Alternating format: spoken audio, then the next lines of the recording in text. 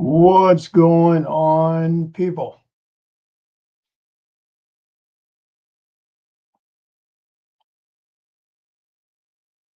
Hope everybody's having a good cold morning. It is definitely funky in a lot of places. Um,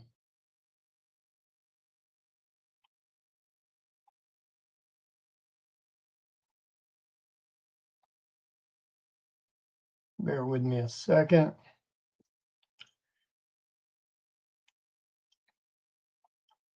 Getting this shared out to a few places.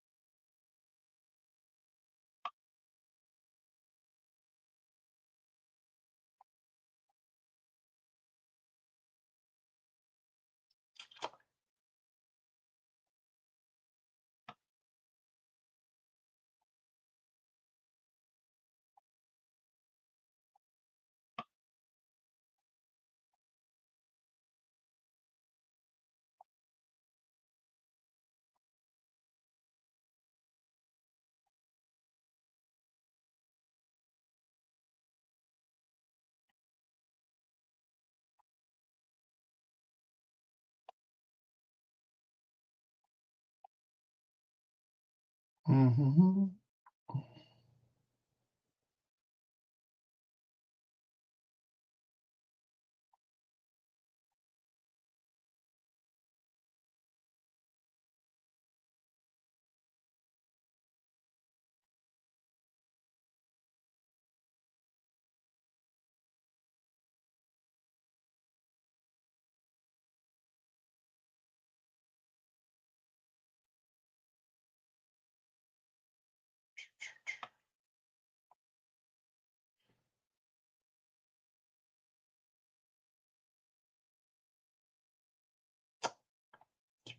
Bear with me a second.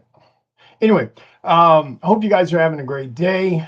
It is Saturday, January 24th. Um, we are getting ready for a lot of stuff going on this year, uh, from projects to appearances, for shows and things like that, um, to just tons of new stuff. Um,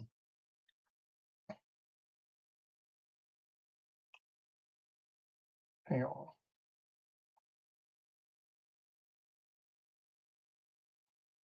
Why is that not letting me? Interesting.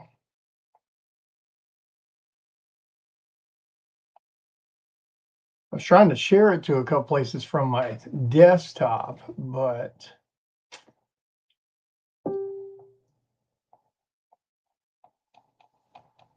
hang on one second.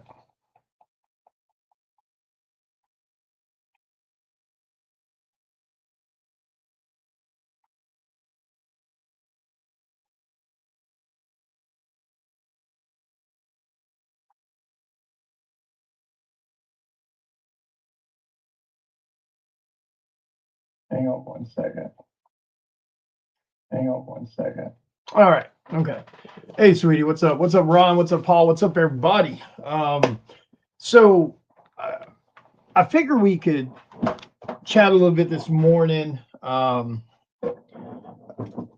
Since most of you should be home, hopefully you're not out running around in this crazy mess that we have going on. Um, it's not too bad here, but I'm in central Mississippi. We're kind of getting sideswiped by it. It's around 38 degrees right now, feels like 30. But everybody north of us is getting it pretty good. Um, Yeah, yeah. You guys make sure you stay safe, be careful. Um, Definitely don't be taking no unnecessary chances. And if you are having to drive in it for some reason or another, make sure you're doing damn slow. Um, but no, I figured we would talk about um, some upcoming projects, what's going on, what's kind of planned for 2025,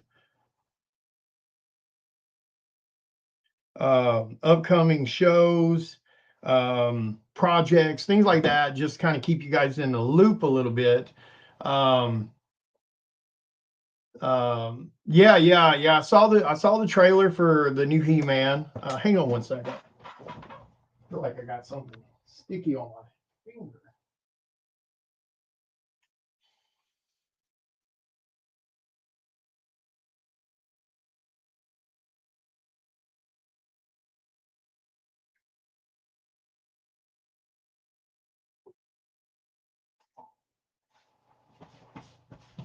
Okay. Um, and I'm going to do a couple giveaways this morning too. Um, make sure. Yeah, I got a couple giveaways. Okay, we'll do a couple giveaways this morning also.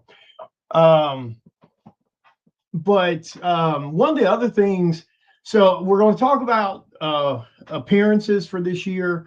Something I don't do too much. A lot of times I just, I have the saved post on my page, which shows where I'm going to be this year. And, I usually direct people to that. I don't really talk about it too much as far as like on a video. But so let's jump in some of that. So right out the gate, for February, I've got two shows in February, Acronomicon in Akron, Ohio, the first weekend of February, February the 7th. It's a one-day event in Akron. So yes, I'll be driving all the way from Mississippi to Akron, Ohio for a one-day event. So if you're in the Ohio area near Akron, definitely come out and see us. Tuan Amato will also be there. He's done. He's a new and up and coming artist that's done a couple covers for me for Psycho Style and stuff. And so he'll be there at that show. Actually.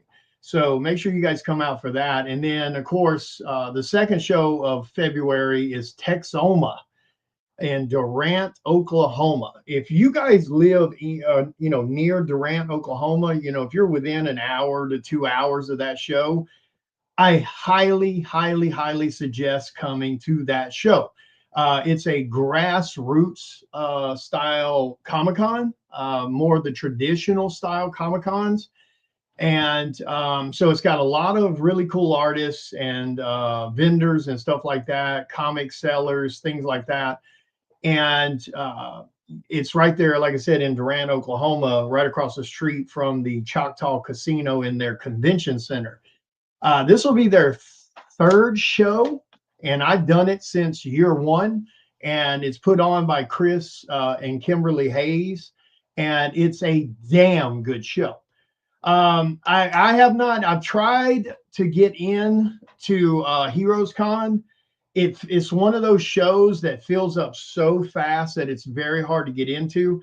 And then the people that were there the year before usually rebuy all their tables, so there's not many tables even when they open it. One of these days, maybe. I'm trying to find more shows in the Virginias and the Carolinas and stuff to come out so I can see some of you guys that live in those areas. So if you know of good shows, feel free to comment on the 2026 post, giving any show suggestions you might have, because I definitely want to do some in those areas and try to get closer to you guys. But ones like Heroes Con are very difficult to get into. But yeah, if you're in or around Durant, Oklahoma, definitely try to make the trip out to see that show. That's a really good one.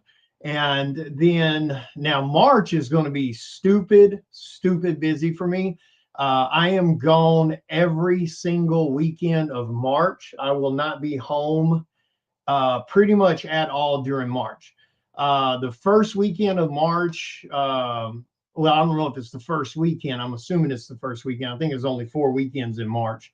Um, so March 6th and 8th, I will be at Big Texas Terror in San Antonio, Texas. This will be the second year for that show. It's a good show. The people who put on Big Texas Comicon puts on that show. And that reminds me, I'm going to be at Big Texas this year also.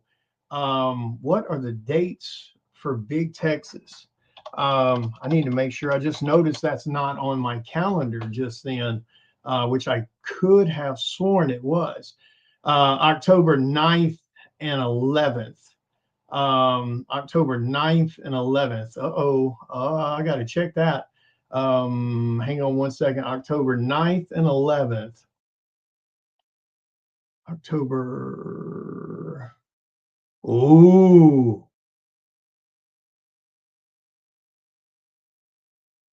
I'm gonna go. I'm gonna go ahead and put that down.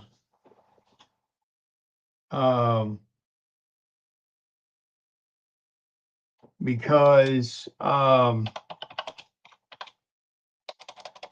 New York, I got to double check the dates here real quick, because if that's the same weekend as New York Comic Con, you know, if I can get into what did I say Big Texas was? 10th and 11th. Is that what I said?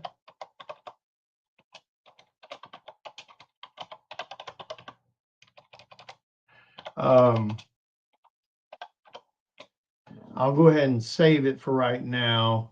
But anyway, back to Big Texas Terror. They're the guys that put on Big Texas Comic Con.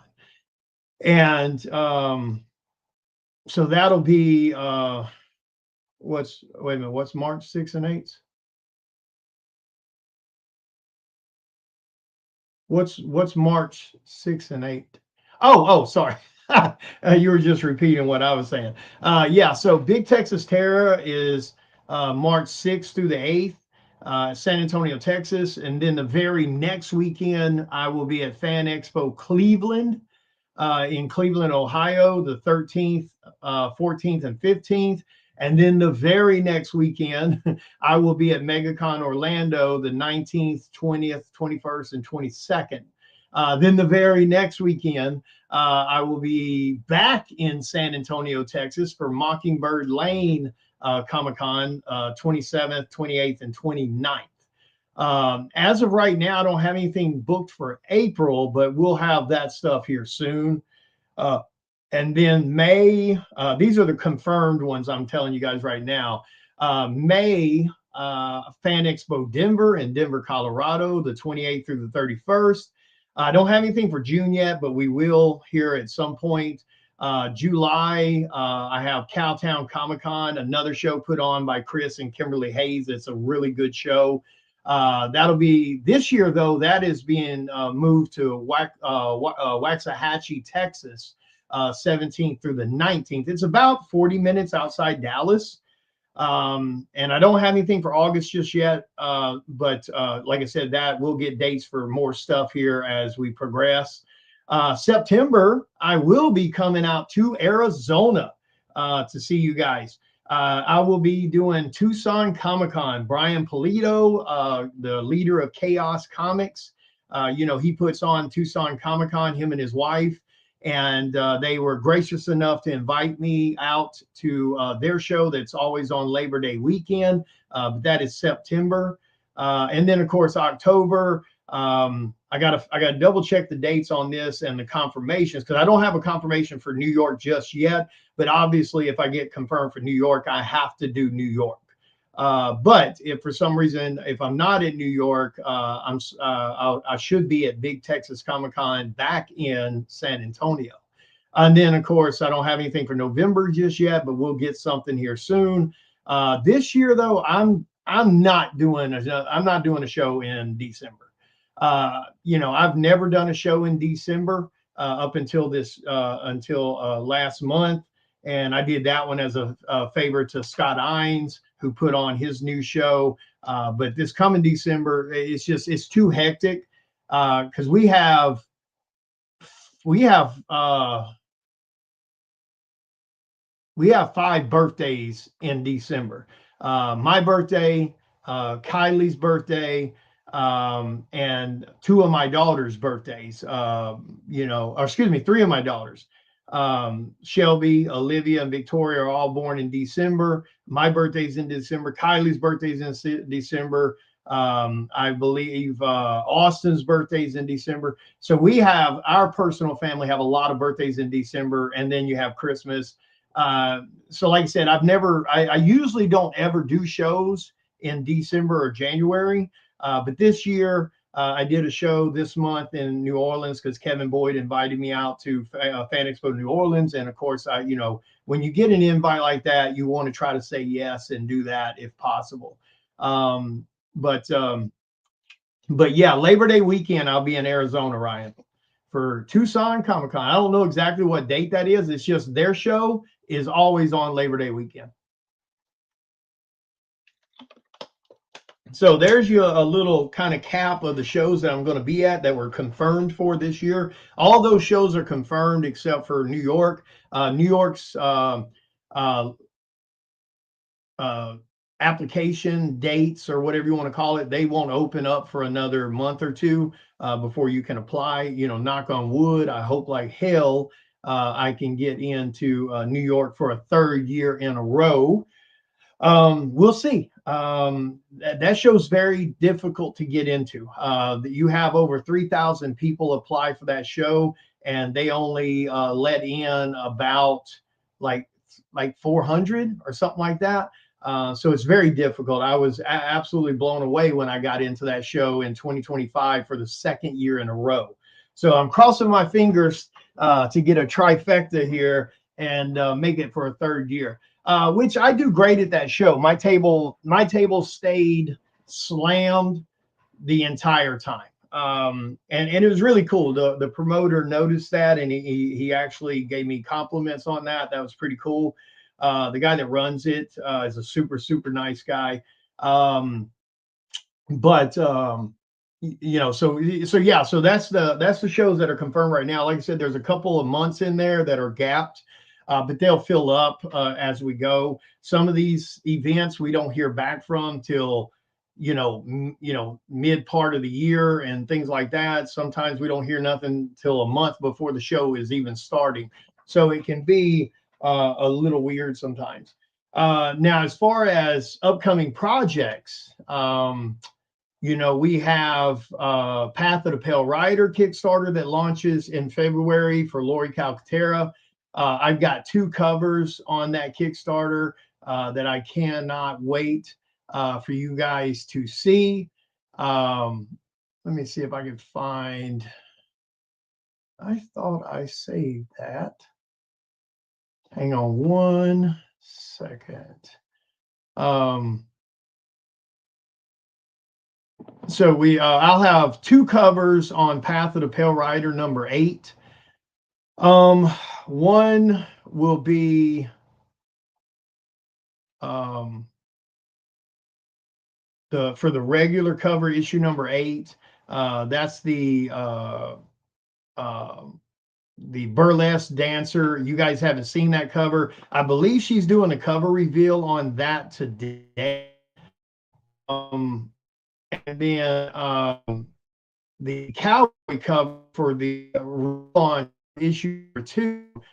You guys should be seeing that by now. Did that just?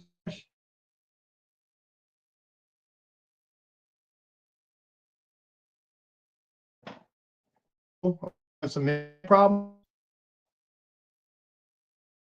Yeah, I feel like 30 here, and I heard his there guys are. Are we back? Did the internet just hiccup? Let me know if you guys can still hear and see me, because it just went weird for a moment. Chris, you want to come on and chat? If you do, I sent you a link. If you want to talk about Texoma, and your upcoming projects with Charter Comics and things like that. If not, that's totally okay. But yeah, let me know. Why is that damn? I thought anyway, I thought I fixed that. Hang on one second.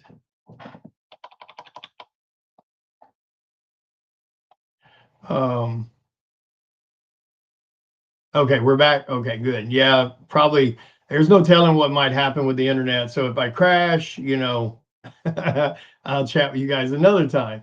But yeah, so some of you should have seen the cowboy cover by now. This is actually going to be a new character that I created for her series that she's going to do a spin-off story about. So this is my reissue cover for issue number 2 for her. For those that don't know, the reason we're having a reissue for issue number 1 and issue number 2 with covers by me is I actually didn't come on to the project until issue number 3. So I've had a cover for every Kickstarter from 3 to 8. And she wanted to go back. A lot of you guys were asking if there were ever going to be a bundle that has just all the covers by me on it. So we finally decided to do that. So on the last Kickstarter, issue number 7 Kickstarter, I did this cover right here for issue number 7. And I did the bear cover, Big James cover, as a relaunch of issue number 1 with me as the cover artist. And then we did a relaunch for issue number 2 also on this upcoming Kickstarter. So which will be this cowboy also. And then it's the same guy. So the guy you saw that I did on the issue cover for issue number 7, that's a character that I just kind of created and designed for this universe. And I've given her full reign to do whatever she wants to with the guy. But this is him as a throwback on issue number 2. I can't wait for you guys to see the burlesque dancer cover that we just wrapped up. There will be a naughty and nice version of the cover, a nice trade dress, and then a naughty virgin cover. So making lunch, man, what the hell? Y'all supposed to be up at 6 a.m. Damn, you should have had lunch like an hour ago. So Lori's supposed to be doing a cover reveal for that today. It's beautiful. Arturo did the colors on both the covers. They look great. Of course, Dave Kemp's working on some stuff for me right now too. As you guys may have saw, I'm redoing my print wall for the shows. I've removed about 10 prints off my print wall out of the 25 plus or whatever was on it. So I'm redoing the print wall. I'm rotating out some old artwork, bringing in some new artwork. So you guys just saw the new Batman print that I did that Dave Kemp did the colors for me on. He absolutely killed it. He's working on the Ghost Rider one right now. This is the raw pencils for it. And so he's working on that right now, and he'll be doing the colors on that too. I'm hoping we'll have the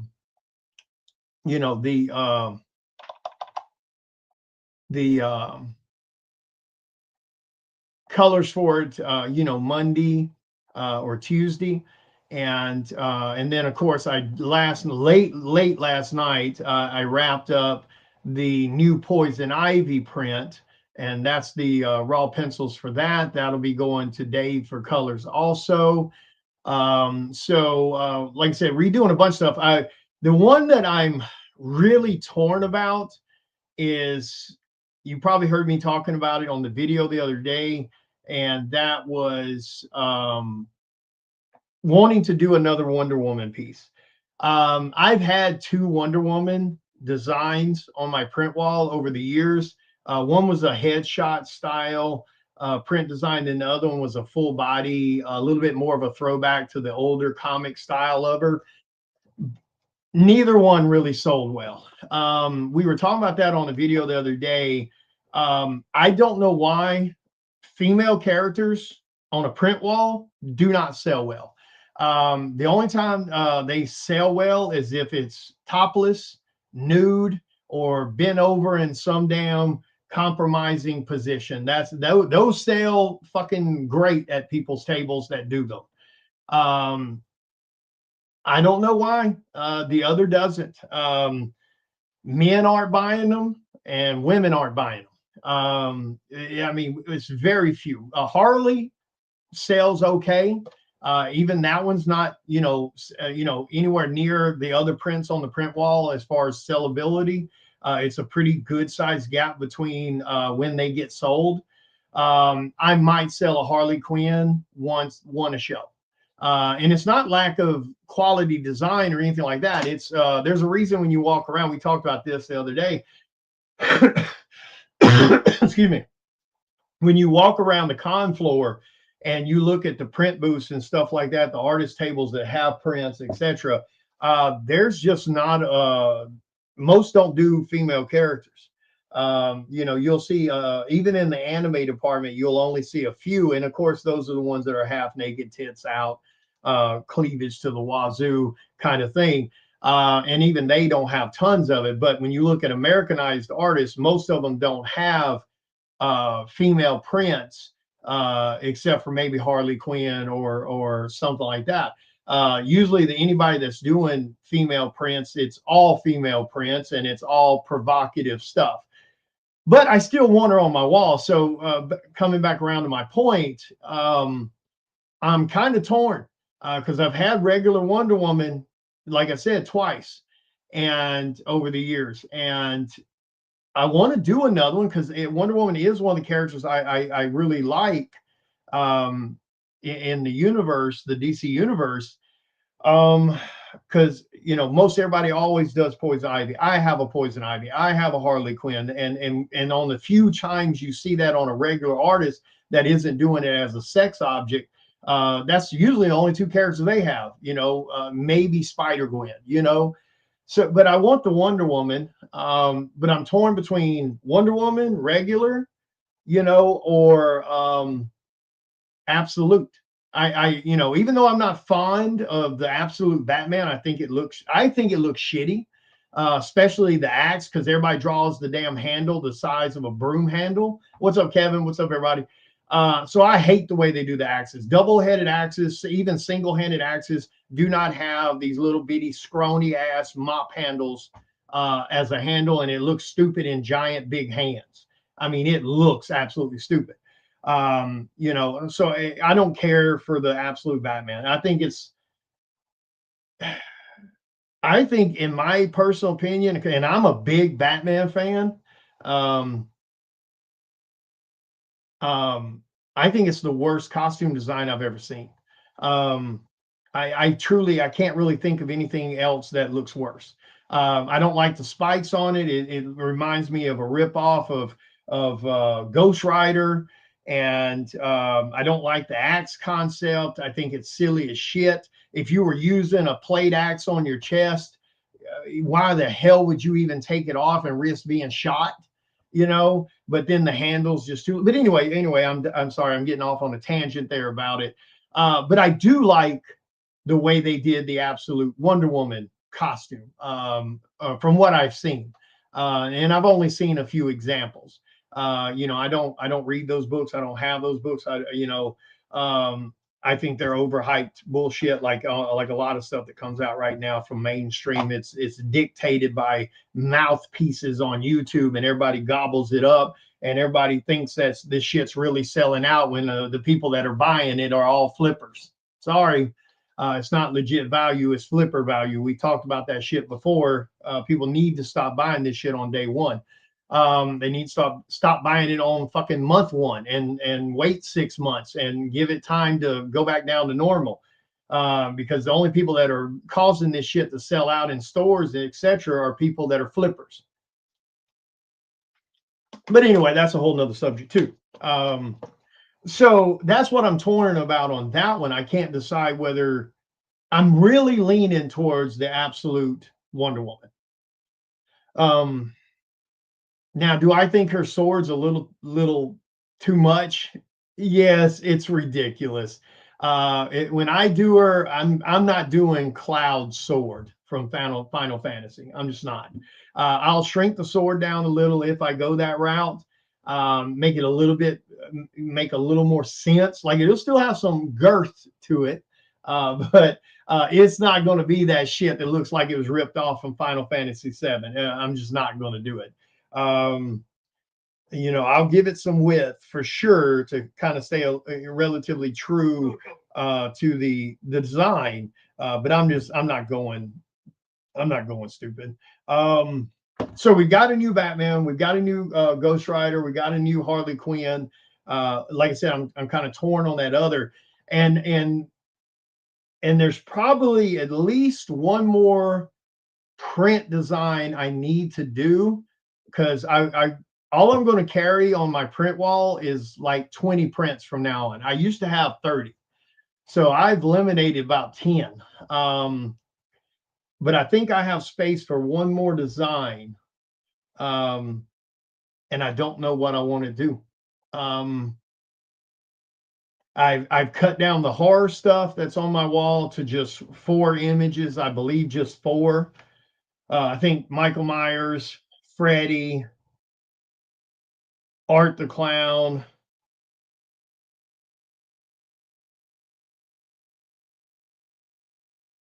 I can't remember what the 4th one was, because I used to have 8 or 10. I think I did 5 down. Did I do 5 down or did I do 4 down? I think I did 4 down.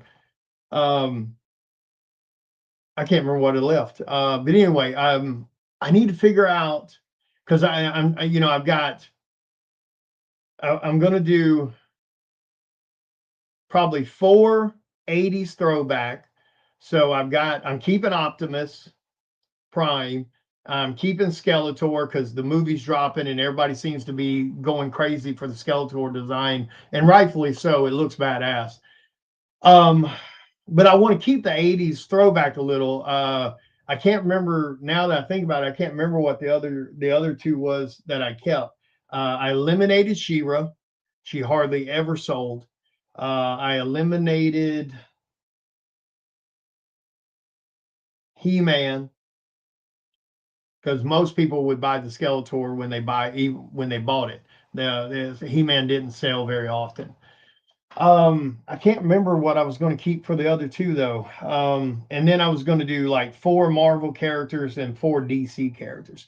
I'm not going to mess with any other company stuff. I tried mixing in some other stuff there. The Crow. I had that print for a while. It almost never sold.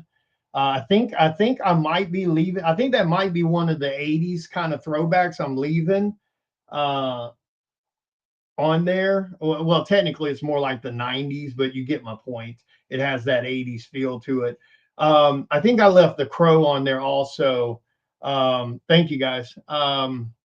For the 88, the throwback row. So Skeletor, Optimus Prime, and the Crow, I think, were the 3 of the 4. I can't remember what the 4th one was.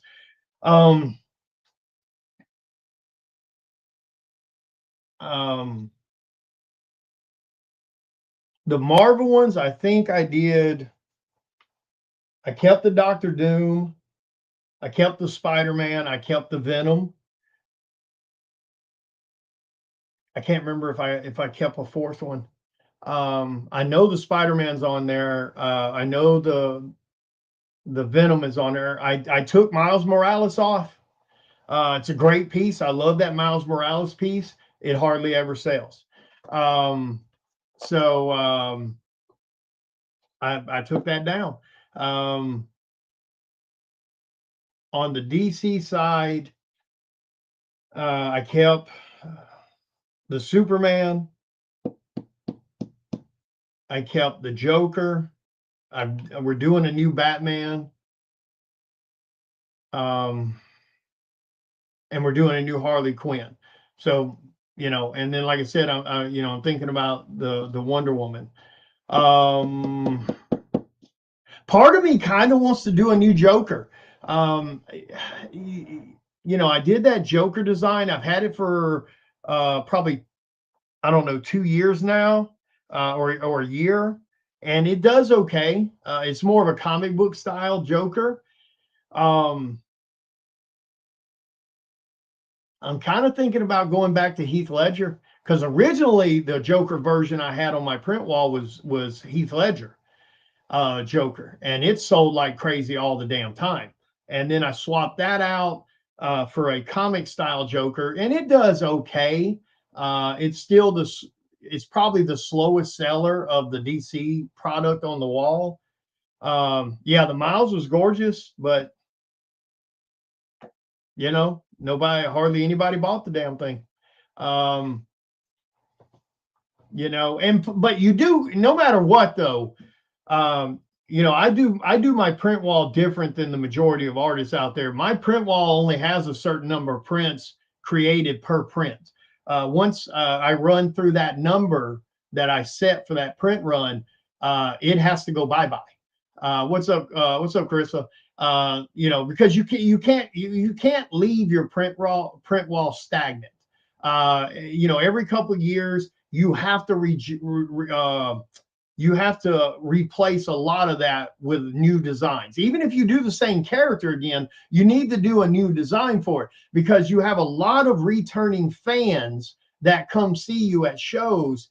And you need to have, not all of them are buying exclusives, not all of them are buying commissions. So you need to have product on your table that they will want to purchase that they don't already have. Um, yep, yep. Yeah, I love the nostalgia. I'm one of the few artists that even mess with nostalgia. Like, I shit you not, I don't know how many shows I've walked the floor on, and I see almost no artists doing 80s throwback stuff. So not sure why.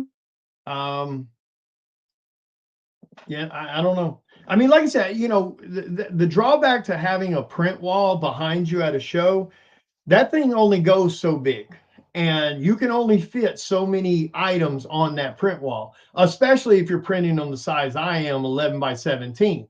um shit I mean, before I was doing 11 by 17, I didn't really see many 11 by 17 prints at shows. And I'm not saying I boosted that or anything, but I have seen more 11 by 17 prints being added to people's walls over the last handful of years than what I saw prior. I would always see 8 by 10 sizes, or 10 by 12, or that kind of scenario. Now you're seeing a lot of people doing 11 by 17 prints, or bigger in some cases. But yeah, the print wall is very, very tricky. You gotta, because there's lots of characters I would love to have on my print wall. Shit, Harley Quinn that lasts, for those that don't know, right there. There's the Harley Quinn that lasts, the Bat Who Laughs.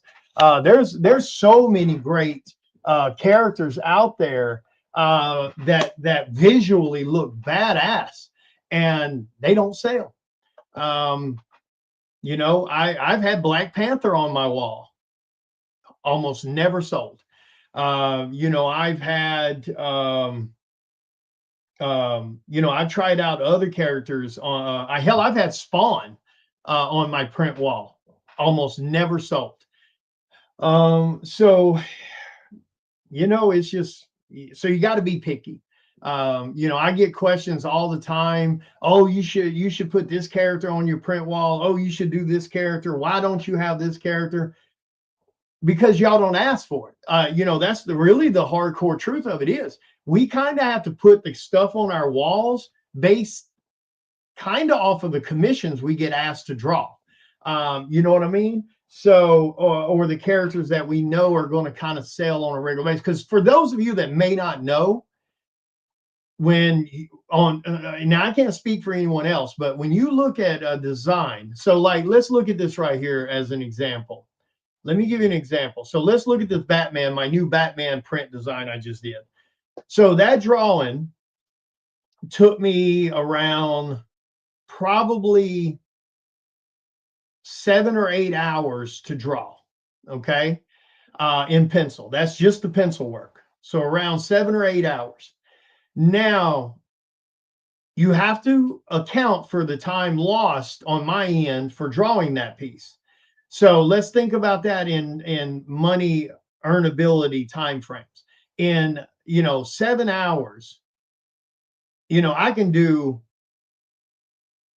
I can do 5 headshots in 7 hours, fully colored, making $180 a pop.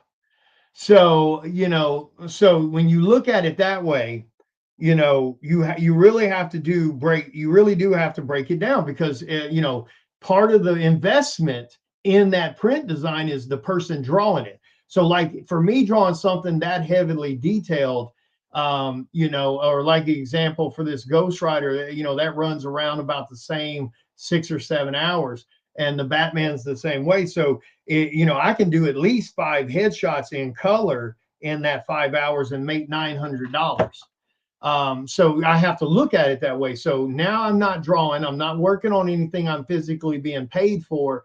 So there's $900. Then I got to turn around and pay my colorist anywhere between $75 to $100, depending on what they're charging for that piece. So let's do easy math. And we call it $100 for colors. Now you're at $1,000 invested in that one print design. Now you got to turn around and you got to have that print printed. All my prints are printed on high quality paper, thick paper, matte paper here, and it's printed local with my printer locally. So these prints on average cost you around $1.30 a piece to have printed on that type of paper, that type of quality, with that type of printer. Now I'm sure there's other printers that could do it cheaper. Mail away printers, that you could order through some company and you get mediocre paper and mediocre quality, and that's fine. I get it. Money saved is money saved. So I'm not bashing anybody that goes a cheaper route. I totally get that. So, so now you're about $1,100 in this, print design. So before you ever make it to a show. So now and then that varies from artist to artist and project to project. But on average, you're somewhere between $800 to $1,000 in one print before you ever get to a show and make that money back. So that means when you're at shows and you're selling these signed prints, because I don't charge the sign at shows when you buy stuff from my table. So you're at a show, for easy math, at 20, you're selling them for $20 a piece. You have to sell 50 prints before you ever make a nickel. So you might sell 1 at this show, 2 at this show. You might sell 1 at the next show, or 5 at the next show. That's why you have to be super picky about what prints you put on your print wall. Because there's a couple times where I've invested around $800 into the creation of a print, and I didn't even make my money back I invested on creating the print, because it hardly ever sold. It just is what it is, but that's also one of the reasons you got to rotate your print wall, because those return customers mean a lot. Now I try to offset some of my prints by doing what Jason just mentioned, by making a metal version of it. Even that I limit it. We either do a 20 print run or a 30 print run, depending on the print. But those metals still cost you a shitload of money a piece to have made. Metal prints run you about $16 a piece just to have made, just to have printed.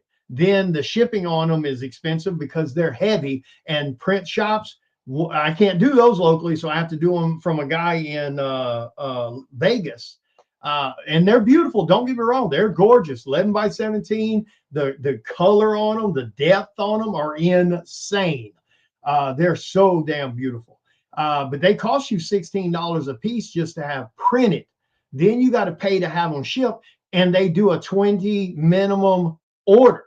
So you have to do 20 or more. So, and that box is about that damn thick. You know, it's about that damn wide. It's a 12 by 18 box, and it's about 4 inches thick, and that sucker's heavy. So so metals are not cheap.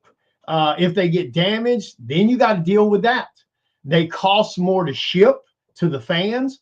Again, if they get damaged, you got to go through that whole process to replace them, and they can definitely get damaged.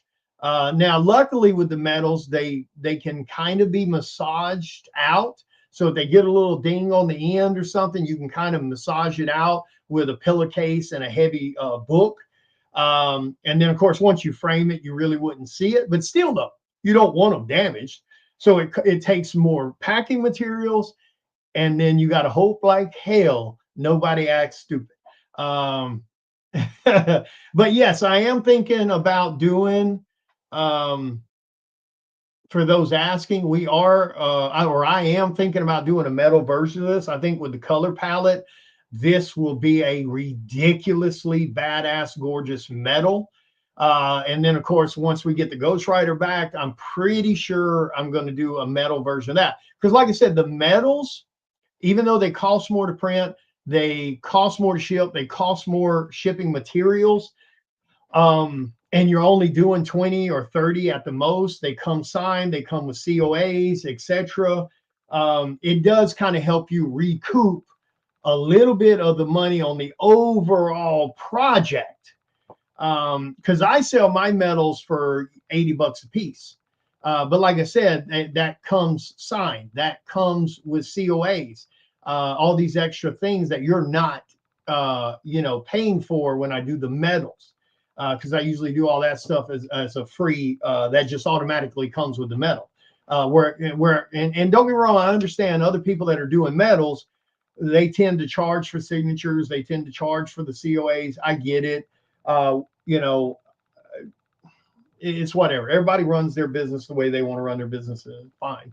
But that is definitely one of the reasons why we have to be super picky about the print wall. I can't invest $800 plus into a print design, time drawing it, time inking it, paying my colorist to color it, paying for the print job to be printed, and then it doesn't sell.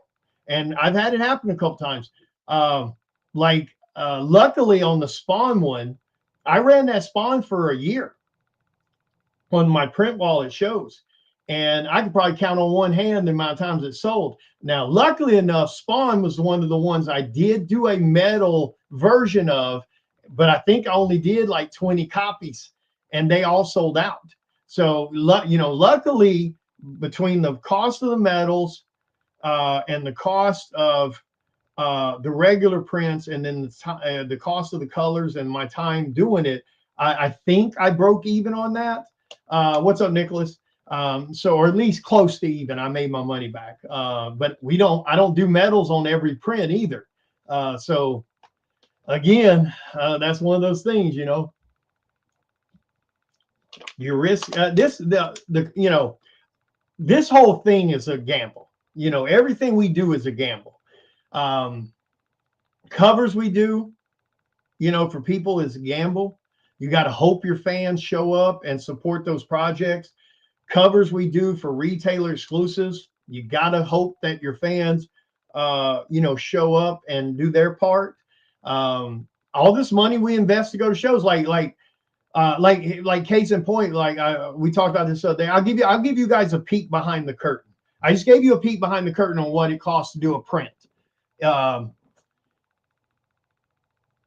Psycho Sal #9 Kickstarter that ended, just the printing of the books, almost $4,000 between the printing of the books, and then you tack on about $300 for the stretch goals. I'm at $4,000 just on that part. That's not counting the other $4,000 plus that was spent to create the book. Paying writers, paying artists, paying colorists, paying everything. So there's you a glimpse behind the creation of a book, which is why it's so damn important for people to show up and support those Kickstarters when they're active. So there's you an idea right there. Give you an idea of what it costs to make a book. Now, so you got $4,000 just on the print work. Then you got another 4,000 plus on the creation of the book. Then you have with this particular Kickstarter, it's going to be about, at the end of the day, about $600 to $700 spent on shipping. So that's what's happening with that. Now, here's your glimpse behind the curtain on what it costs a up and coming pro to be at a show. I just paid for my table at MegaCon Orlando right at $600 just for the table. 1 6-foot table in Artist Alley. I just paid $600. That's a 4-day show. Now, I shop pretty careful when I shop for Airbnbs or hotels. I try to stay around the $80 to $100 a night price. Doesn't always work that way. On average, you're usually spending $100 a night to $120. So we'll call it easy math and say I got lucky and I found an Airbnb or I found hotels for $100 a night. Now, mind you, that Airbnb and that hotel is going to be about a 30-minute drive from the con. It's not going to be down the street in walking distance. So MegaCon Orlando, 4-day show. Now, keep in mind, it's a 4-day show. Thursday, Friday, Saturday, Sunday. I have to come in on Wednesday. I leave on Monday morning. I'm 12 hours from that show. I drive it. So I'll spend about $100 getting there in fuel and $100 coming home in fuel, right? So there's $200. I paid $600, almost $600 for the tables, for the table. Now you look at easy math. Let's say I got lucky, $100 a night for hotel costs. That's 6 nights of hotel, or what? Wait a minute. Wednesday night, Thursday night, Friday night, Saturday night, Sunday night. Sorry, 5 nights. There's another $500. So that's $600 for the table, plus the $500 in hotels, plus the $200 in fuel. There's $1,300, and that's not counting any food whatsoever. $1,300 investment before the doors ever open. That's for a 4-day show. So I've already invested $1,300 in that show before I ever get there. Because most of our shows, especially for up and coming pros that's been around, 6, 7, 8 years, we don't get guest invites to every show. I've been doing this 8 years. I've been traveling to Comic-Cons heavy for 7 years. And when I say heavy, what I'm referring to is between 20 to 24 shows in 10-month time window. So I average anywhere between 2 to 3 shows per month from February to November. That's my routine. That's been that routine for 7 years. So, it was just 2024. I started getting a few pro invites. And then 2025, I got a few more, and then, I'll get a few this year. So, but out of 24 shows, I'm only getting about 5 pro invites. Now, what a pro invite means I get to be in pro row, pro alley, whatever you want to call it. And my table is gifted to me from the promoter. I don't have to pay for my table. I still have to pay for travel. I still have to pay for hotel. I still have to pay for food. But that's a huge deal, being given a table. I'm super grateful for that. Now, there's a couple of promoters that will pay for my hotels also. I've gotten more of that last year and will be this year. So there are a few out there that will give me a pro invite, in the sense that they will bring me in. They'll give me a table for their 2-day show or their 3-day show or whatever it is. So I don't have to pay for the table. And then, if it's a 2-day show, they'll give me a Friday night hotel and a Saturday night hotel. I still have to cover my Thursday night hotel to get there, or my Sunday night hotel before I go home. They only give you Friday and Saturday. Now, if it is a 3-day show, they'll give you that Thursday night, Friday night, Saturday night. But again, I can count on less than one hand of where that happens. You still have to pay for your travel. You still have to pay for your food. And again, that's out of 24 shows. I think last year I had, 4 shows that covered my hotel and my table. And then I think I had about maybe 4 more shows that covered my table cost. And I'm super grateful for that. I've worked my ass off to get those privileges, and I'm super grateful to have them. But on average, a 2-day show, Saturday, Sunday, we have to come into town on Friday, and we leave Sunday morning. Now, if it's within a 6-hour drive, I'll usually leave Sunday as soon as the show's over. I don't have a problem with that. Now, if it's a 10, 12-hour drive, usually I'll drive from the show on Sunday about halfway, and then I got to stop somewhere and sleep for the night. So most of the time, considering most of my shows are more than 6 hours away, the majority of my shows are more than 6 hours away. So usually on the 10, 12, and plus hours. Excuse me. So on a 2-day show, you're spending $400 on hotels if you're being very cheap about the hotels. And then, your table on a 2-day show usually runs you around $400, give or take. So even then, on a 2-day show, you're still investing almost $1,000. On a 4-day show, you're investing pretty much around $1,500 after you count food and stuff, because it's not cheap, even if you're trying to eat cheap. So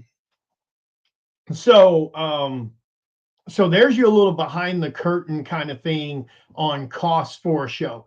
A 2-day show, you're pretty much in the hole between $800 to $1,000. On a 3 and 4-day show, you're in the hole between $1,200 to $1,600, give or take, depending. You throw in shows like New York, whoo! You throw in shows like damn San Diego, holy shit. So, keep that in mind. When you see these artists at shows, the majority of that artist alley are paying vendors, for lack of a better description. They're paying artists. They're paying to be there. They're buying their tables. They're paying for their hotels. They're paying for their travel. The 95% of Artist Alley has paid to be there. And the one row that is, pro row, or the 2 rows that are pro row at a big show, those are the only ones that was given a table. And usually at a show, you can tell pro row, that'll be the row that's kind of on the outside of Artist Alley. Now, those people usually got their tables given to them. Some of those people got their table plus hotels given to them, but not everyone. So please don't assume when you see us at a show that we're there for free. You know what I'm saying? So, that'll give you a little idea. And that's pretty much the way it is across the board, no matter the show, no matter the artist. They're paying the same fees, and if you try to stay your butt at a hotel connected to a con, $200 a night, $250 a night and up. It's insane, which is why a lot of us will stay 25, 30 minutes away. Yes, it's more travel in the morning. Oh, the other thing I forgot to tell you about MegaCon, and it's not MegaCon, it's all the big shows. All the big shows, you have to pay to park. We have to pay to park. And we're the ones making the show possible. We still have to pay to park. $30 to $40 a day. So there's you another one. A 4-day show. We're there the day before to set up. So technically we're on property 5 days. So there's you another one right there. And places like MegaCon is $40 a day. Places like Houston, Dallas, Denver, New York, Chicago, any of these big cities that have these bigger shows, and some of the small ones, sadly, it ranges between $30 and $40 a park. And we'll go easy math on you.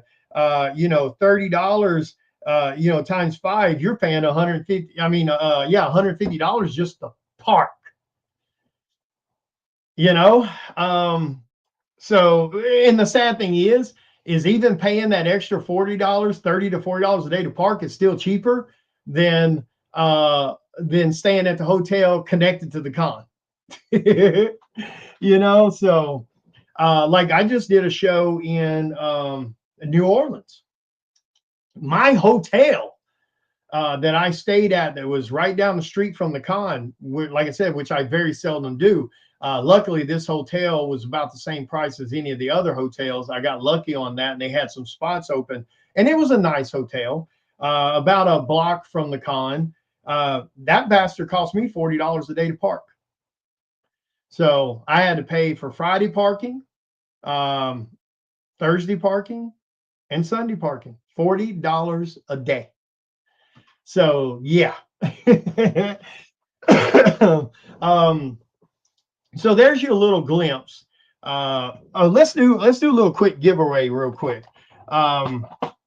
If you are someone who has shared out my content, supported my projects in some way, you are eligible for this giveaway. You just pay the shipping on it, and we'll give away a $30 exclusive signed by me. We're going to give you guys a copy of Psycho Sal #1 cover A. By the way, for those that may not know, Psycho Sal #1 cover A, if we stay on the pattern we're on right now with the upcoming shows, come mid-May, give or take, somewhere in May, we will be passing 10,000 printed and sold copies of Psycho Sal #1 cover A. That's just cover A. That is not counting any other exclusives or Kickstarter books or variants or anything like that. But there you go, signed copy. Psycho Sal #1, one of the hottest damn books on the market right now related to horror and psychological horror. And that's 10,000 printed and sold. Like I said, come May, we'll be passing the 10,000 mark. That says a lot in general, but it says a tremendous amount when you consider the fact the only place you could buy this book was at my table at shows or at a comic shop where I was doing a signing appearance, or my website. And my website's just now past a year old. So that says a shitload. If that book was in comic stores, if they would allow us to put that book in FOC to where comic shops could order it, I can tell you now that baby would be outselling monsters. I can tell you that shit right now, because that was off FOCs and comic shops. We don't get the privilege of being in comic shops. For some reason, we have to fight and argue with that shit to get our books in there, and our books are outselling the mainstream shit. So, so that says even more that we're about to pass 10,000 printed and sold of just cover A. And the only place you could get that book for the last 3 years, that book's only been out 3 years. 3 years. This past May was the 3-year anniversary, Psycho Sal #1. The only place you could get it was at my table at cons for 2 years. And it's only been on the website for the last year. So there you go, boo-boo. That says a whole damn lot. All right, everybody pick a number. Pick a number between 1 and 50. You just pay the $10 shipping and you get the $30 signed exclusive. Pick a number between 1 and 50. If you see somebody else pick the same number you did, don't re-pick a number. Just stay on your number, and we'll do a roll-off if we need to. But yeah, there you go. Psycho Sal #1, cover A. And don't forget, guys, February the 14th, we launch something you guys have been asking me for 3 damn years, the Psycho Sal Omnibus. For those that don't know what that is a collector's edition book that has all 9 issues of Psycho Sal in one book. It'll be a soft trade paperback and a hardback version of it on the Kickstarter. We launched that February the 14th, Valentine's Day. That is my cover for that book. Beautiful, beautiful colors by the great Dave Kemp. And so that will be launching February the 14th. Set your alarms. What's up, Larry? What's up, everybody? Super excited for that. You guys have been asking me for that damn book for 3 years. Y'all better show up. I'm not joking. Because I'm the only reason I'm making an omnibus is for you. I don't need to make an omnibus. I can just keep selling individual issues of Psycho Sal. But you guys have been begging me for 3 years, asking me to do a collector's edition of this series. So not only did I do one, I one-upped it with a brand new cover. I one-upped it with a hardback edition. So be ready. That's going to be a lot of fun. All right. The number I picked, make sure we're kind of done. Okay. I guess we are. All right. I picked 23. Can you see that? 23. Who got the closest? Oh shit. We got Ron Jolly at 21. Oh shit. We got Ryan Morris at 22. Ryan, that's going to be you. Congrats, good sir.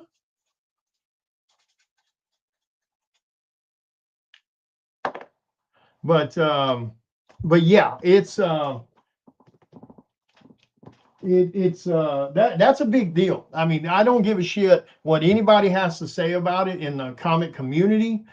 Being able to sit back and say that you have a comic that has almost sold 10,000, books just on one cover A, that's a big deal.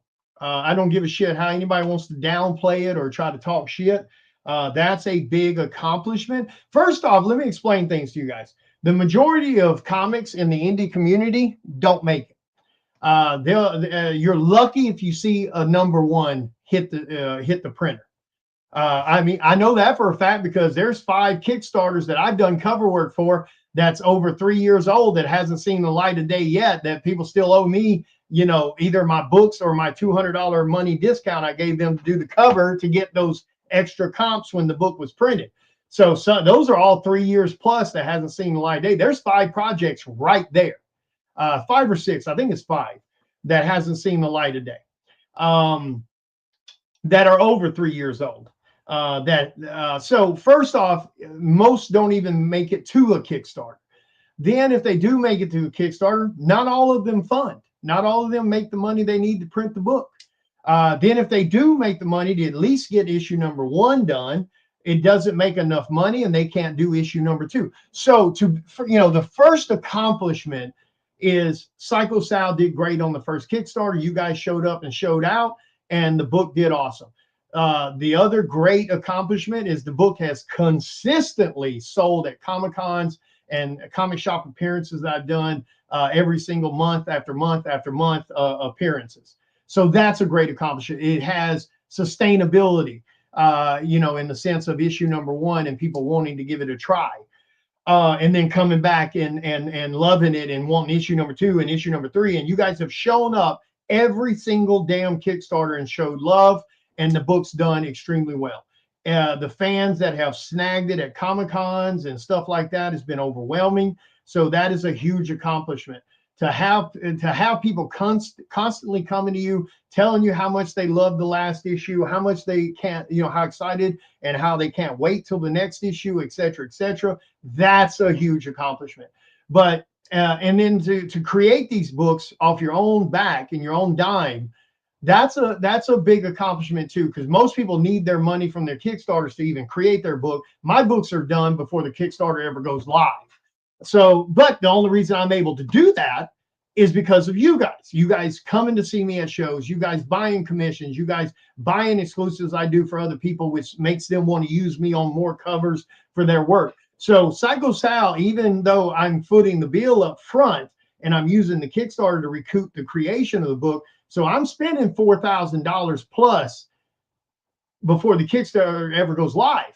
But the fact that you guys support me is what makes that possible. And the fact that you guys come back for more is what makes that possible. So I'm extremely grateful to you guys. And like I said, that's a huge accomplishment in general. We've crossed so many hurdles with this book. I mean, I had so many people prior to Psycho Sal launching telling me I was stupid, that I was a dumbass, that I needed to do something else to create a book to get some momentum to before I tried to do a horror comic, because everybody was like, oh, horror does shitty. You're not going to make no money. It's going to flop. I heard that so many damn times. It's ridiculous, which, you know, for probably a bad way to look at things, made me want to do it even more, because I love doing shit that people tell me I can't do. Um, you know, when people tell me I can't do giveaways the way I want to do them, I double down and I do bigger ones, just to spite petty ass people that tell me I can't do shit. No, I'm sorry, bitch. You can't do it. I fucking can. Excuse my language. Sorry. So, you know, and don't get me wrong, it's a gamble. Like, I understood their argument. I got what they're talking about. You know, up until, you know, a few years ago, people weren't doing horror comics. I mean, you had The Walking Dead, sure, but that was about it. And then that died out. And then Marvel and DC started seeing a whole lot of us doing horror comics in the indie market. And then they started jumping back on the horror bandwagon. You know, you started seeing them doing the zombies and the vampires and all this other shit. You know, Walking Dead kind of opened the door a little bit for sure, or opened the door probably a lot, but not by a huge margin. People still weren't jumping on the bandwagon to do horror stuff. Then indie really started doing some horror shit, and you started seeing more people jump on the bandwagon after that. So yes, I'm very proud of that. I'm not saying it as an ego. We've checked off a lot of boxes that we were told couldn't be done. You know, and that we were stupid for doing it. You're wasting your time. You're going to lose money, yada, yada, yada. And like I said, I understand their argument, because horror is a smaller niche market. Because one of the crazy things I've learned about doing horror comics, horror people aren't buying horror comics.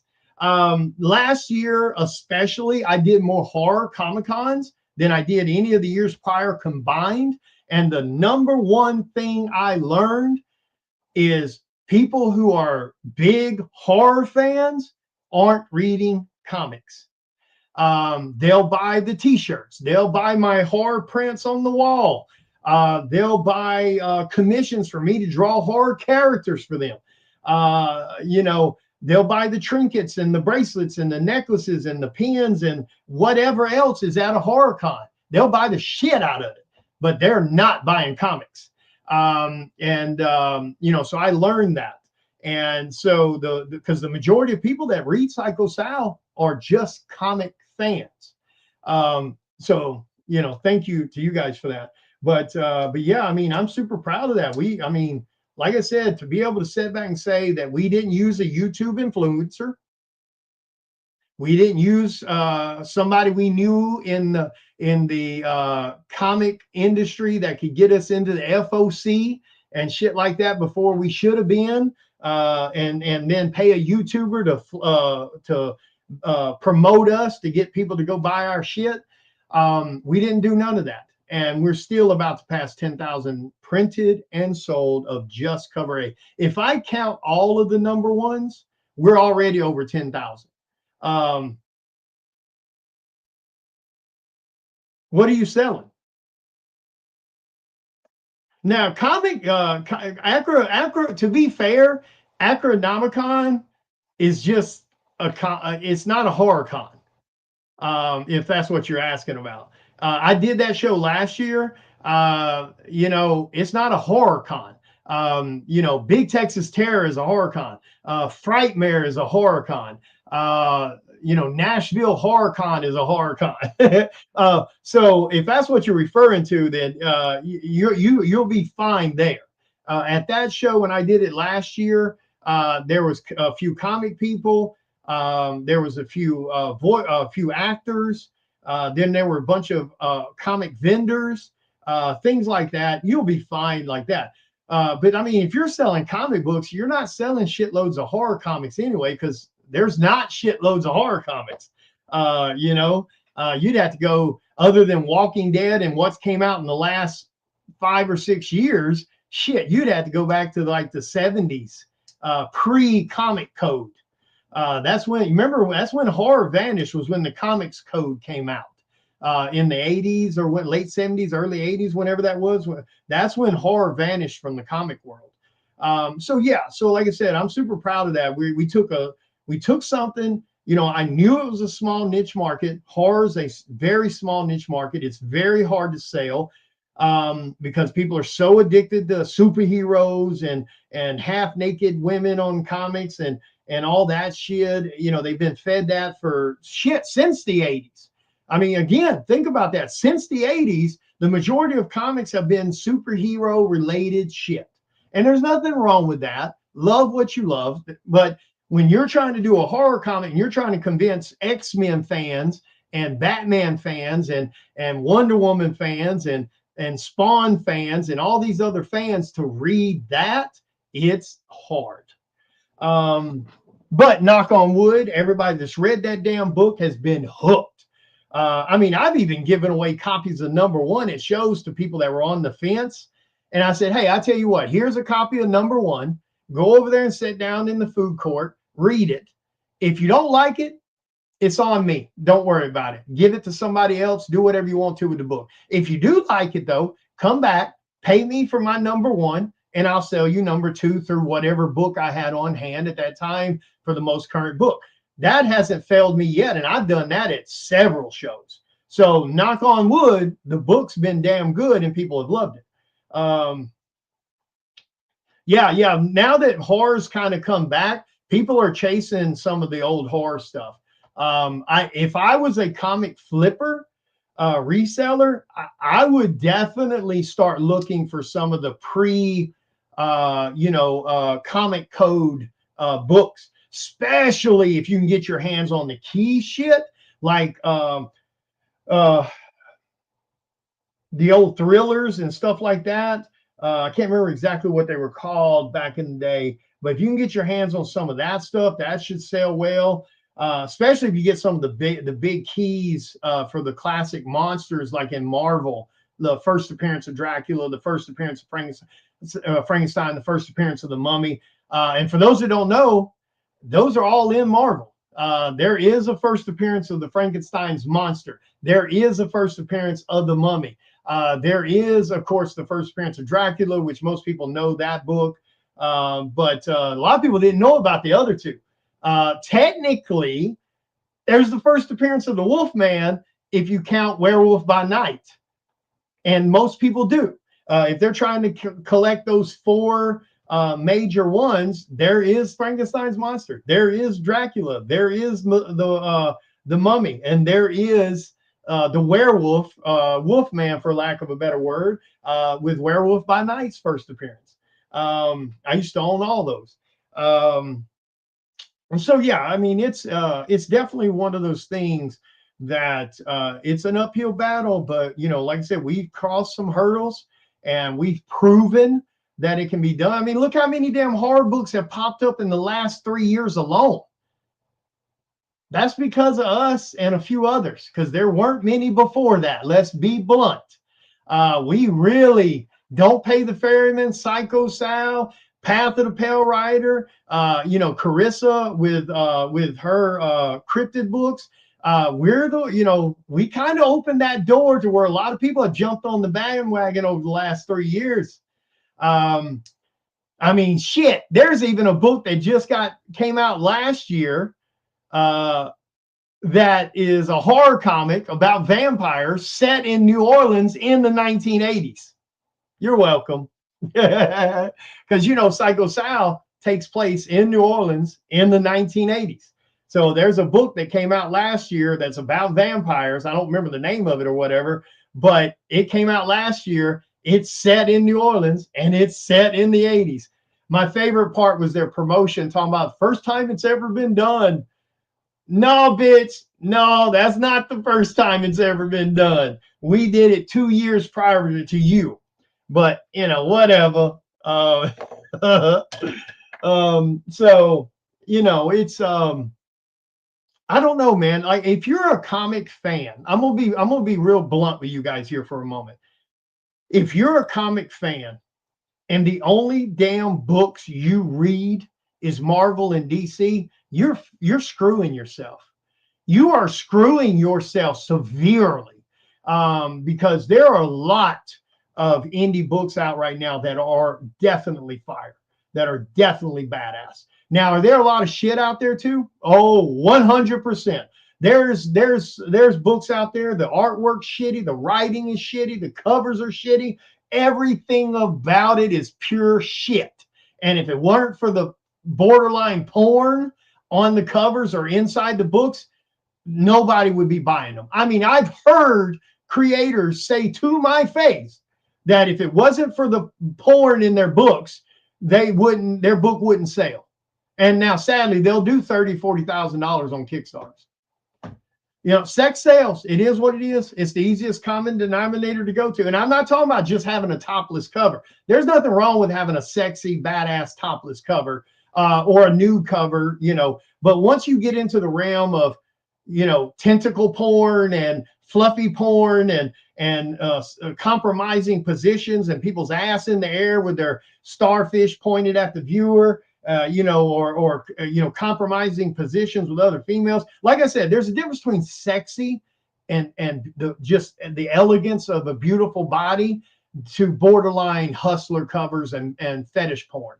And sadly, that shit sells like crazy. Their Kickstarters will do 30, 40, 50,000 damn dollars. And they'll sit there and tell you themselves that if it wasn't for the content, that their books wouldn't sell shit.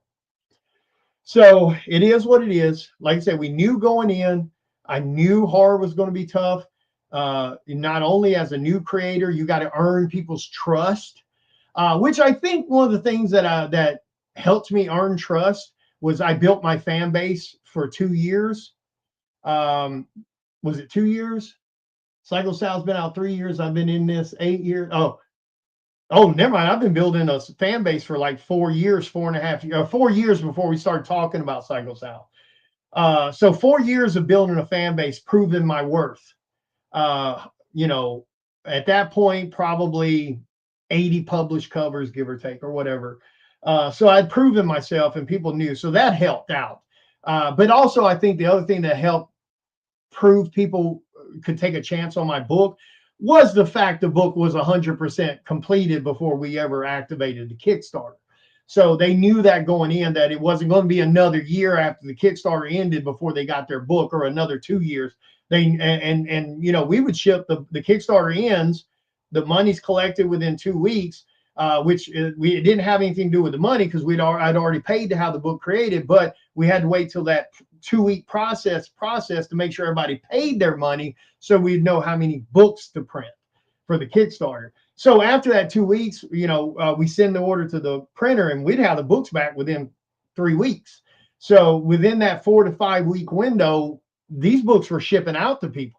So, I mean, again, one of the fastest producing books on the indie market. There's only a handful of people that even operate that way. And I'm not throwing shade on anyone because this shit's expensive.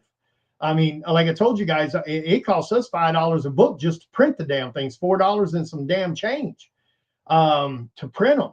And it varies on how many pages your book is. So like a 24-page book is costing us about $4.15 a book just to print the book, not counting the shipping, just to print it, for a regular trade dress cover. If it's a 36 page, you know, 30 to 36 page, it's like $4.84 per book just for trade dress. That's not counting metal versions or foil versions. Those are more expensive. So yeah, and like I said, that's just the printing of it. So yeah, you know, some people may call it bragging, but I think we've earned the right to brag. You know, you guys have made Psycho Sal stupidly successful.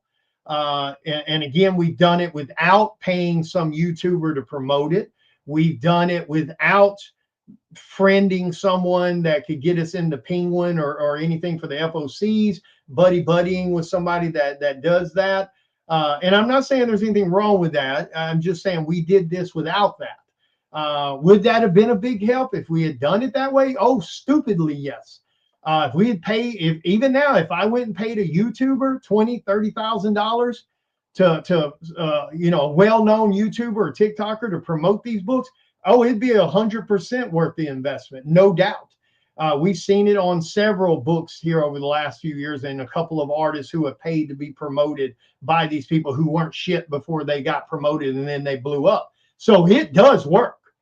But like I said, we've done it without that. We've done it purely off word of mouth, support.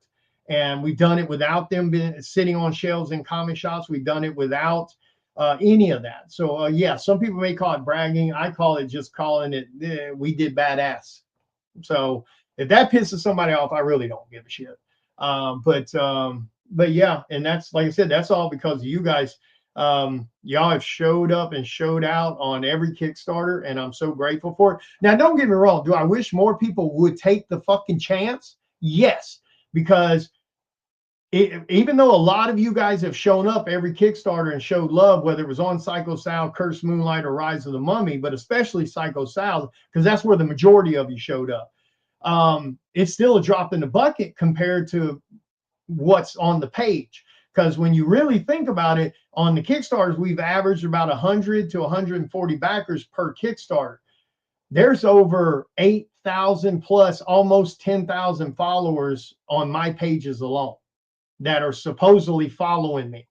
So people on Facebook, Instagram, the Facebook page, the 2 Facebook groups, my personal page, then Instagram, and then the handful on TikTok since I started messing with TikTok this year.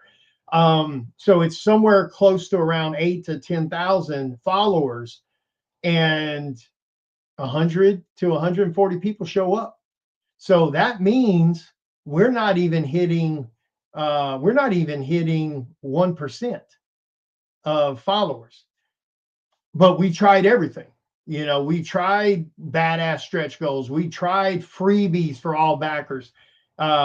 T-shirts for all backers, baseball caps for all backers. Like I've tried all kinds of stuff, and it's insane how hard it is to get people to convert, to get, like even putting big names on our books doesn't result in sales.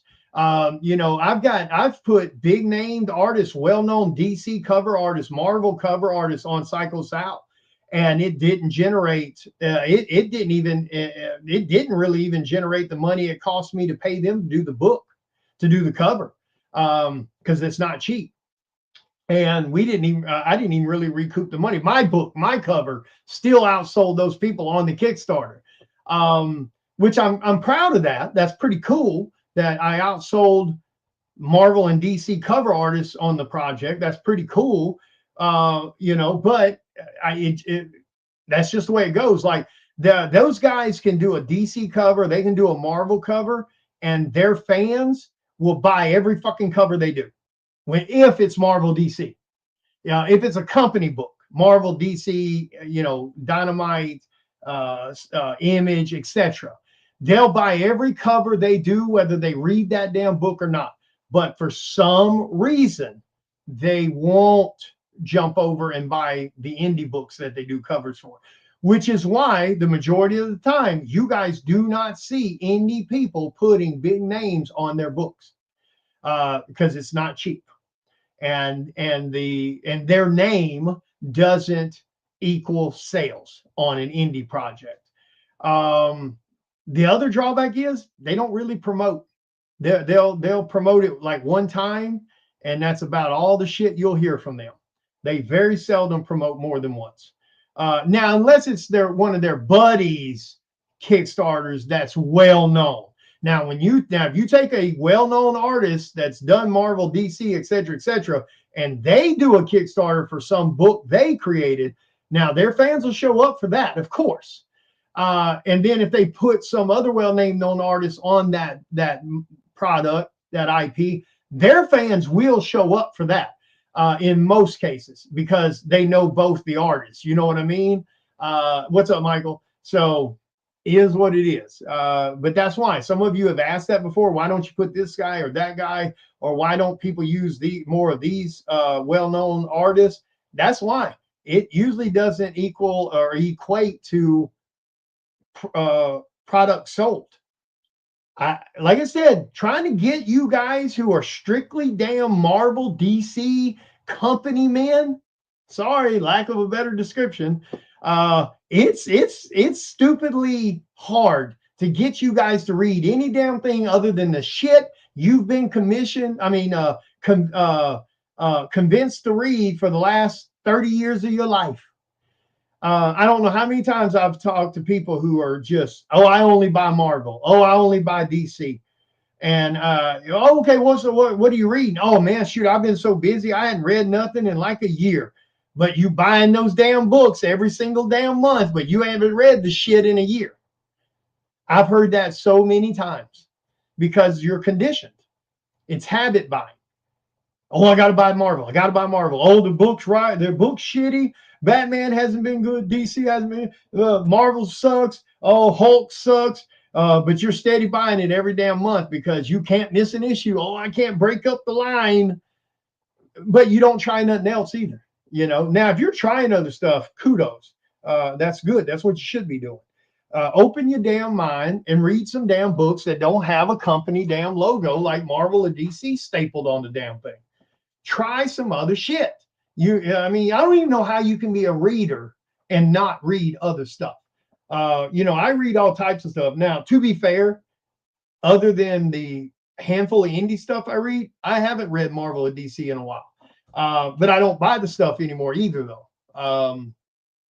I still read novels, but I read all kinds of novels, from action stuff to horror to suspense to all types of stuff. I try to keep my mind open about movies and about books, because you never know what you're gonna like until you try it. I give you a good example. Um, the TV show Justified.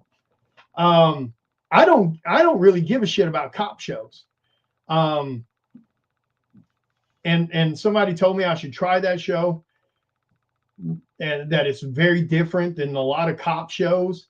And I watched it and I was hooked from episode one. I watched all 6 seasons of that show. That's a great show. Timothy Olyphant and great cast of actors in it. It's a great show. I'm not really big on, Western shows. That out of all the genres, Western's probably the lowest one on my totem pole. Well, except romantic comedies, that's probably lower than Westerns. But I watched Yellowstone. People, gave me some suggestions there, and I checked it out. I've watched Landman because of people's suggestions, and that's not really a show I normally would go looking for, and it's been good. There's been novels I've read. I don't really give a shit about romance novels. But I've read Black Dagger Brotherhood on a suggestion of a female friend of mine I used to work with, who read it and told me I was looking for something new to read. And she was like, oh, try this. She's like, it's in the romance section, but here's a copy of issue or, book 1, give it a read. And I did. And it's a great book. It's a great series. It's like 25 plus books. So you got to keep your mind open to try these things, man. Don't sit there and just, oh, DC, DC, DC. I mean, come on, man. Open your mind a little damn bit and try some different shit.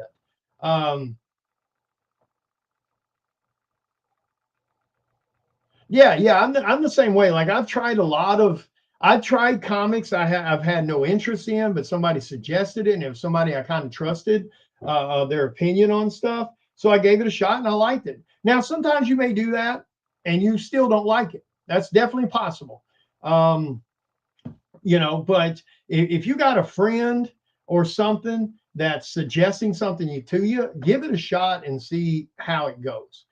You really and truly don't have a clue until you try it. And there really are, even though there's a shitload mountain of terrible indie books floating around. Again, indie has earned their stain 100%.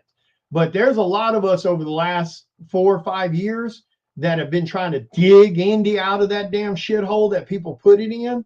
whether it be, unfulfilled orders for people that they still owe people money or books, or that's never seen the light of day, or books that got printed but never got shipped out for whatever damn reason, or just books were shitty as hell, overpriced on Kickstarters, and then you get the book, they're trash. Like, I get it, but there are some out there that that are doing serious numbers, um, that are sold well, and fans are eating it up. I mean, for those of you that may not know, Don't Pay the Ferryman, Chris Hayes's book, Charter Comics, issue number 1, cover A of Don't Pay the Ferryman, that's been out 4 years, is over 25,000 printed and sold. That's never been in a comic shop. That's at his table at shows or off his website. That's it. 25,000 in 4 years. Psycho Sal's been out 3 years and is about to pass 10,000 printed and sold. We'll probably, with over the next year, if it stays on the path, because I'm a numbers guy, so I keep track with what books sell at what shows. Like, I've got a notebook that so I'm very OCD and anal about numbers and my business. And I keep every show I do, I keep track with what I spent to go to that show, what I made at that show, and I keep track of what sold at that show. How many of this print sold? How many of these exclusives sold? Now, the other exclusives I don't really care too much about. Mostly I just keep track of Psycho Sal, my IPs that I can control the printing of more books of. So I'll keep track of how many Psycho Sal books, how many number 1 sold, how many number 2s, how many complete sets sold, or, 1 through whatever the newest book is. I keep track of all that every single year of every single show, every single month. And I keep track of how many people come to see me. So when I do a show, I keep track of how many people that know me from Facebook or from previous shows when I've been to their town that came out to see me, that made a note to stop at my table to visit with me and buy something. I keep track of all that. Because at the end of the day, numbers matter.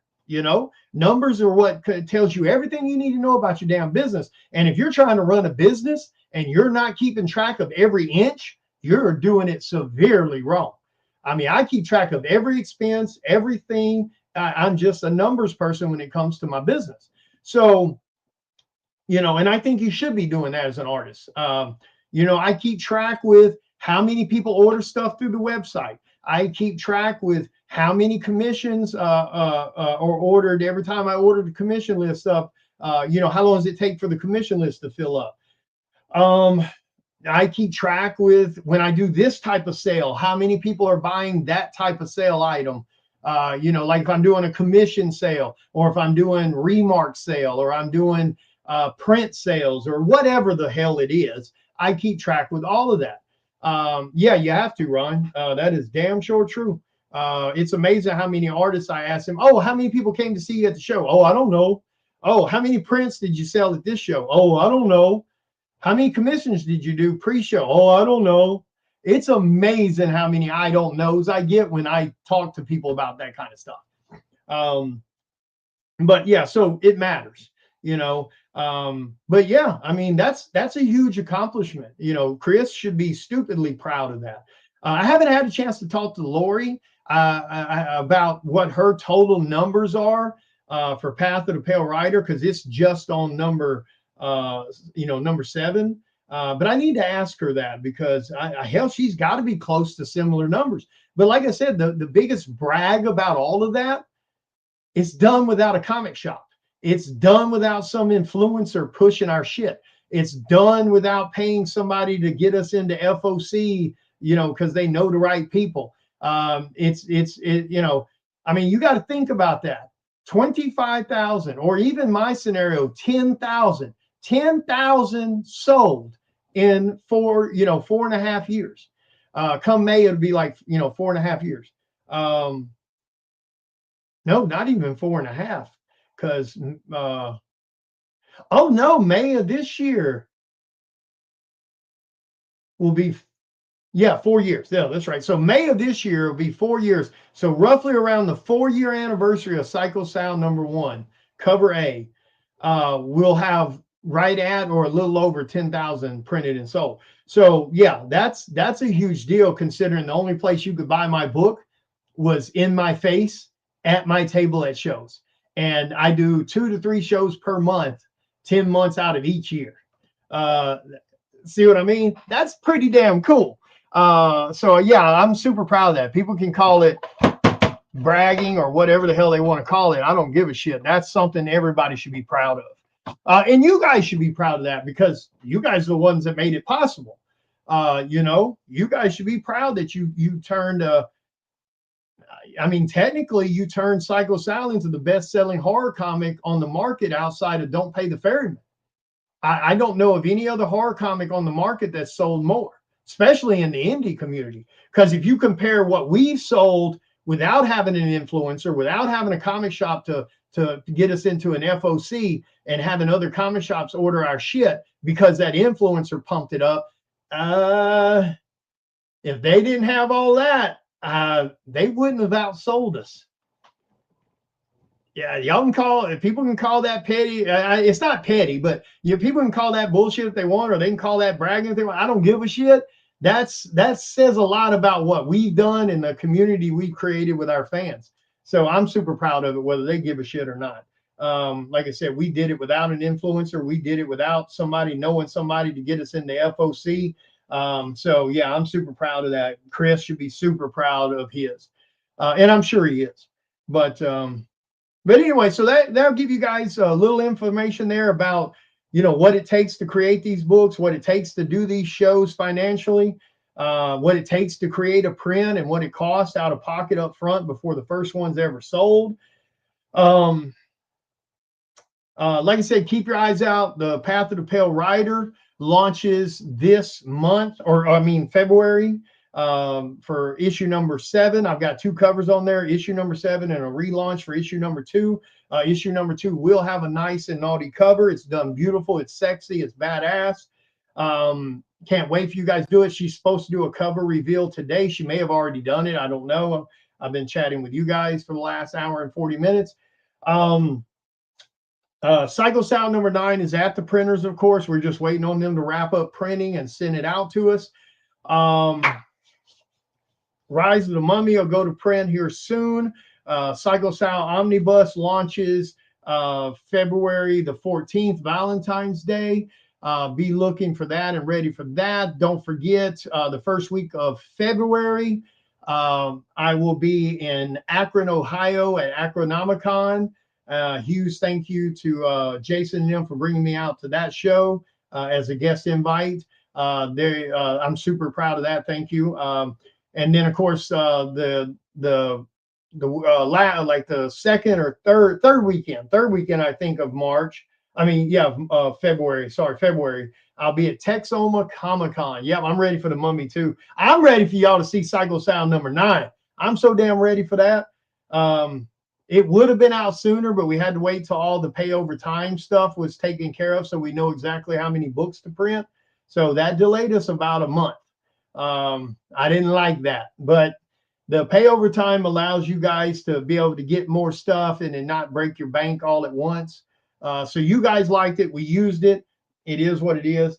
The book will go out here soon, so it'll be in hand before you know it. But yeah, so be looking for me at Akronomicon next month, and then Texoma next month also. And then, like I said, March is going to be stupid busy for me. I think I'll be home out of 30 days in March, or 31 days in March. I think I'll be home 5 days, 6 days out of the entire month. I have a show every single weekend of March, everywhere from San Antonio to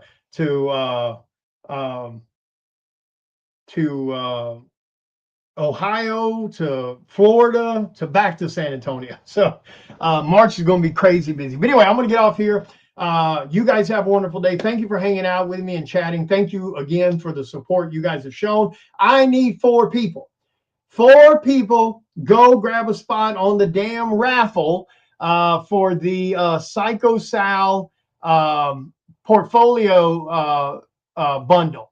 The original 11 by 17 pencils to my Psycho Sal #1 New York Comic-Con exclusive from 2024, along with a signed copy of one of the Psycho Sal New York Comic-Con exclusive foils, number 14 out of 30, I believe, comes with the COA. Ignore that little ding on the right-hand corner of the portfolio. Comic